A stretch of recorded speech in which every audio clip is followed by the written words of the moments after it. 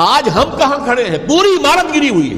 نہ شرعی عدالتیں ہیں، نہ شرعی فیصلے ہیں، نہ احکام الہی نافذ ہیں، نہ حدود اور قصاص کے معاملات ہیں، کچھ بھی نہیں. ہمارا فرض کیا ہے؟ حضرت حسین کی مدح کرتے رہیے، تعریف کرتے رہیے، صحابہ کرام کی مدح کرتے رہیے، مدح صحابہ، اس کے لیے مجلسیں قائم ہو رہی. بھائی کر کیا رہے ہو؟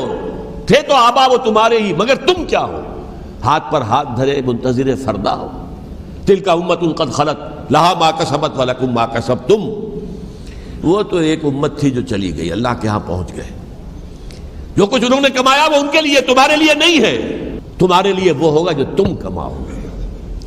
ہمارے لیے راستہ اب یہی ہے کہ خلافت راشدہ کے مکمل نظام کو اثر نو قائم کرنے کے لیے منہج انقلاب نبوی کو اختیار کریں.